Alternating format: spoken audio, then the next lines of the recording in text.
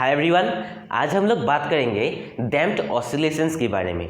Normally हम लोग surroundings में जो भी ऑसिलेशंस देखते हैं, चाहे वो एग्जांपल के तौर पे आप लोग देख सकते हो एक बार पेंडुलम का, है ना, कोई भी पेंडुलम हो सकता है या कोई भी आपके पास स्विंग हो सकता है। जो ऑसिलेशन शो करता है वो नॉर्मली डैम्प्ड होता है, यानी कि टाइम बढ़ते समय वो क्या होता है, उसका एम्पलीट्यूड छोटा होता जाता है due to some external forces acting on it, है ना। तो आप लोग लिख सकते हो एज ए डेफिनेशन कि the process of decreasing amplitude is known as damped oscillations. तो आज हम लोग क्या करेंगे, उस डैम्प्ड ऑसिलेशंस का डेफिनेशन तो मैंने आप लोग को बता दिया, एक लाइन में हो जाएगा, लेकिन हम लोग उसका इक्वेशन डिराइव करने की कोशिश करेंगे और साथ में उसका सॉल्यूशन क्या होगा वो देख लेंगे, है ना। तो हम लोग साथ में ये भी देखेंगे कि क्रिटिकल डैम्पिंग क्या है, ओवर डैम्पिंग क्या है और अंडर डैम्पिंग क्या है, वो सब कुछ टर्म्स यहाँ पर हम लोग देखने वाले हैं। तो आइए पहले उसका थोड़ा सा हम लोग क्या कर लेते हैं, थोड़ा सा समझने की कोशिश करते हैं, है ना। मान लीजिए ये एक पेंडुलम है और ये मूव कर रहा है ना। इसका हाईएस्ट एम्पलीट्यूड यहाँ तक जा सकता है, यानी कि ये हाईएस्ट यहाँ तक जा सकता है, जिसका एम्पलीट्यूड क्या है, ए है। विच टाइम ये क्या होगा, डिक्रीज होता जाएगा, है ना।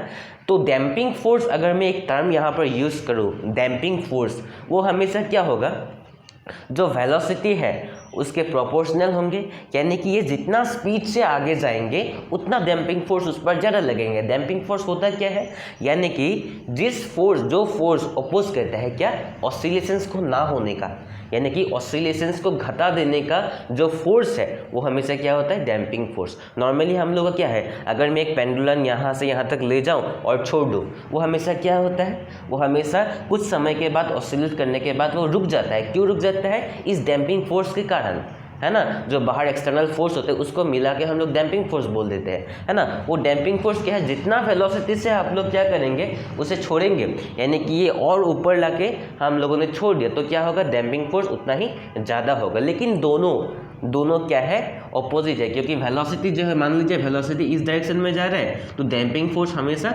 इस डायरेक्शन में लगेंगे।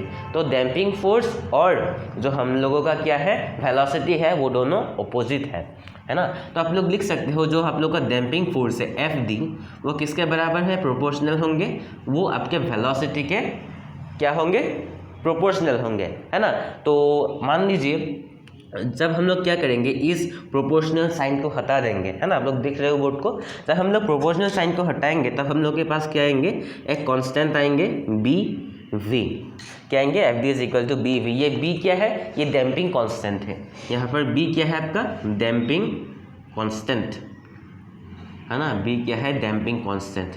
अब हम लोग क्या करेंगे, एक माइनस साइन यहाँ पर लगा देंगे, एक माइनस साइन लगाएंगे। क्यों लगाएंगे माइनस साइन, क्योंकि डैम्पिंग फोर्स और वेलोसिटी दोनों का डायरेक्शन ऑपोजिट है और दोनों क्या है, वेक्टर क्वांटिटी है, तो माइनस साइन हम लोग दे सकते हैं, यहाँ पर डायरेक्शन की बात आती है ना। और अब हम लोग को ये भी तो पता था कि जो फोर्स है वो किसके बराबर है, -kx के बराबर है, जो हम लोगों ने पहले वीडियो में ही देखा था कि जो फोर्स होता है वो डिस्प्लेसमेंट, यानी कि सिंपल हार्मोनिक मोशन में या ऑसिलेशन में आप लोग कह सकते हो, जो फोर्स है वो डिस्प्लेसमेंट के प्रोपोर्शनल होता है, यानी कि आप लोग की जितना डिस्प्लेस करेंगे उतना ये फोर्स ज़्यादा होगा, जितना डिस्प्लेसमेंट करेंगे उतना फोर्स ज़्यादा होगा। लेकिन ये दोनों ऑपोजिट है तो -kx हो जाएंगे, है ना। तो इन दोनों को जोड़ के हम लोग लिख सकते हैं F इज इक्वल टू, ये फोर्स नॉर्मल फोर्स है, प्लस F(d), है ना।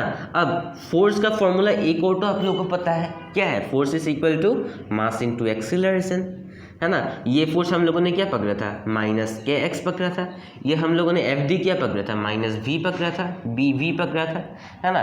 देखिए यहाँ पर हम लोग जो डिस्प्लेसमेंट है वो x डायरेक्शन में बात कर रहे हैं, है ना। x लिख रहे हैं, यहाँ पर y भी लिख सकते हो, z भी लिख सकते हो, ये क्या है, डिस्प्लेसमेंट है। तो अगर x डायरेक्शन में बात करें तो वेलोसिटी भी हम लोग x डायरेक्शन में ही बात करेंगे, है ना, और एक्सीलरेशन जो है वो भी x डायरेक्शन में ही बात करेंगे। मेरी बात को समझ रहे हो, है ना। अब हम लोग क्या करते हैं, MAX, इसको हम लोग इधर लाएंगे तो क्या हो जाएंगे, +kx plus BVX is equal to 0। समझ में आ गई बात, है ना। अब एक्सीलरेशन को तोड़ने की कोशिश करते हैं, ये जो वेलोसिटी है इसको भी तोड़ने की कोशिश करते हैं। मास एक्सीलरेशन को तोड़ेंगे तो क्या होगा, d2x/dt² होगा, यानी कि जब जो डिस्प्लेसमेंट है x उसे अगर हम लोग डबल डिफरेंशिएट कर देते हैं तो हम लोग को एक्सेलरेशन मिल जाता है। यानी कि देखिए डिस्प्लेसमेंट बाय टाइम क्या होता है वेलोसिटी, वेलोसिटी बाय टाइम क्या होता है एक्सेलरेशन, तो डबल डिफरेंशिएशन, यही तो डिफरेंशिएशन का मजा है ना। प्लस बी वी एक्स ये लिखेंगे, ये लास्ट में लिखेंगे बी, वेलोसिटी को कैसे लिख सकते हैं D x by D T लिख सकते हैं, साथ में के एक्स को के एक्स लिखिए इज इक्वल टू 0। ये है क्या आपका, ये है आपका differential equation of damped oscillation. क्या है आपका differential equation of damped oscillation, differential equation of damped oscillation है ना, डैम्प्ड ऑसिलेशन। ठीक है, अब हम लोग क्या करेंगे इस सॉल्यूशन का, अगर हम लोग सॉल्यूशन निकालने एक्चुअली इस इक्वेशन का अगर हम लोग सॉल्यूशन निकालने की कोशिश करें सॉरी है ना, तो हम लोग अब क्या करेंगे, बहुत ही लंबा प्रोसेस हो जाएगा। तो मैं सीधा यहाँ पर क्या करूँ, जो सॉल्यूशन निकलेगा वो मैं आप लोग को यहाँ पर बता रहा हूँ है ना। वो क्या होगा देखिए, मैं ये रैप कर देता हूँ, नहीं नीचे भी तो मैं लिख सकता हूँ है ना, आप लोग देख रहे हो। वो निकलेगा एक्स इज इक्वल टू जो एम्पलीट्यूड है वो ए लिख सकते हो आप लोग, e minus b t by 2m है ना, साथ में क्या होगा cos omega dash t plus 5। ये आप लोग लिख लीजिए, ये इसका सॉल्यूशन है। सॉल्यूशन मतलब होता क्या है, किसी भी डिफरेंशियल इक्वेशन का अगर ये y के रेस्पेक्ट में होता तो ये सॉल्यूशन y में होता, यानी कि जिसके रेस्पेक्ट में हम लोग डिफरेंशिएट कर रहे हैं उसका वैल्यू निकालने के लिए इसका सॉल्यूशन ये है ना। डिफरेंशियल इक्वेशन का जो कि डैम्प्ड ऑसिलेशन था उसका सॉल्यूशन है ये है ना। यहाँ पर ये टर्म्स क्या कहता है वो मैं आप लोग को बताऊँगा, अभी बताने वाला हूँ है ना।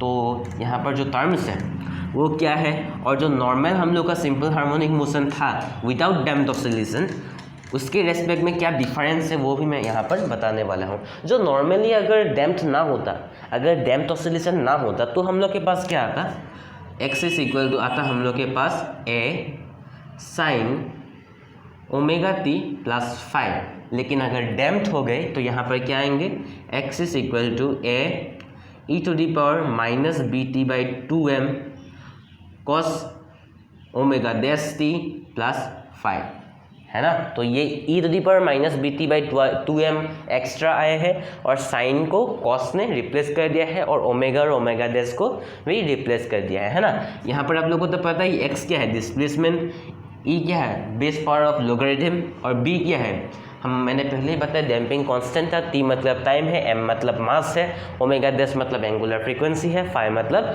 फेज कांस्टेंट है यहाँ पर है ना।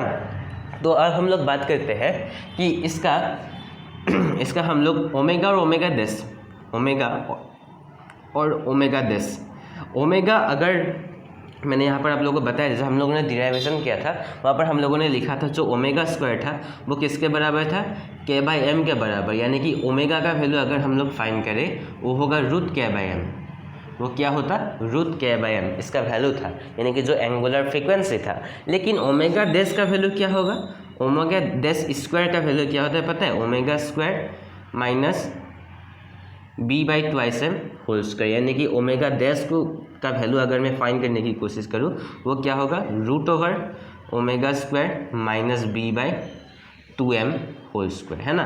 तो इसका ये है सिंपल हार्मोनिक मोशन का, और ये है आपका डैम्प्ड हार्मोनिक ऑसिलेशन में जो एंगुलर फ्रीक्वेंसी होता है उसे हम लोग कहते हैं ना। अब हम लोग देखते हैं कि क्रिटिकल डैम्पिंग किसे कहते हैं, ओवर डैम्पिंग किसे कहते हैं, या अंडर डैम्पिंग किसे कहा जाता है ना। तो मैं ये नीचे वाले रैप कर देता हूँ, तो ये मैं नीचे वाले को रैप कर देता हूँ और आप लोग इसे एक बार स्क्रीनशॉट लेके लिख लीजिए। 10 सेकंड के लिए मैं रुक रहा हूँ है ना, तो आप लोग लिख सकते हैं।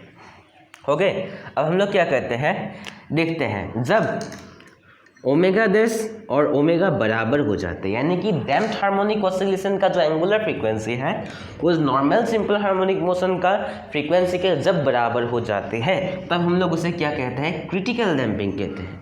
क्या कहते हैं, क्रिटिकल डैम्पिंग कहते हैं। और ये क्रिटिकल डैम्पिंग कब होता है, जब बी का वैल्यू इसके बराबर हो जाता है 2 रूट के एम। जब बी का वैल्यू डैम्पिंग कांस्टेंट का वैल्यू 2 रूट के एम हो जाता है, ये क्या है डैम्पिंग कांस्टेंट है, ये क्या है डैम्पिंग कांस्टेंट नहीं है, ये डैम्पिंग कांस्टेंट है बी। ये क्या है आपका स्प्रिंग कांस्टेंट या फोर्स कांस्टेंट कुछ भी कह सकते हो आप लोग है ना, ये कांस्टेंट है के। और के का वैल्यू हम लोगों ने यहाँ पर देखा ही था, के का वैल्यू यहाँ से आप लोग निकाल सकते हो एम ओमेगा स्क्वायर है ना। अब ये क्या होगा, ये होगा क्रिटिकल डैम्पिंग का केस। अगर बी का वैल्यू मान लीजिए ग्रेटर हो गए किसके, इससे मतलब बड़ा हो गए, तब इसका वैल्यू क्या निकलते हैं, ओवर डैम्पिंग हो जाते हैं। यानी कि ओवर डैम्पिंग का केस यहाँ पर बनता है। अगर ये छोटा हो गया इससे तो अंडर डैम्पिंग का कांस्टेंट मतलब केस बन जाते हैं। क्या बन जाते हैं, अंडर डैम्पिंग का केस बन जाते हैं, है ना। तो ये है आपके मैथमेटिकली जो भी टर्म्स था, क्रिटिकल डैम्पिंग, ओवर डैम्पिंग और अंडर डैम्पिंग, ये तीनों टर्म्स को हम लोगों ने मैथमेटिकली डिफाइन किया। तो ये आपके एमसीक्यू टाइप के सवाल में पूछे जा सकते हैं कि क्रिटिकल डैम्पिंग कब होता है, जब omega dash equal to omega हो जाता है या बी का वैल्यू 2√km के बराबर आ जाते हैं, है ना। तो आई होप आप लोग मेरे वीडियो को समझ रहे हो। कुछ भी डाउट हो तो कमेंट सेक्शन में मुझे पूछ सकते हो। मिलते हैं अगली वीडियो में, तब तक के लिए जय हिंद।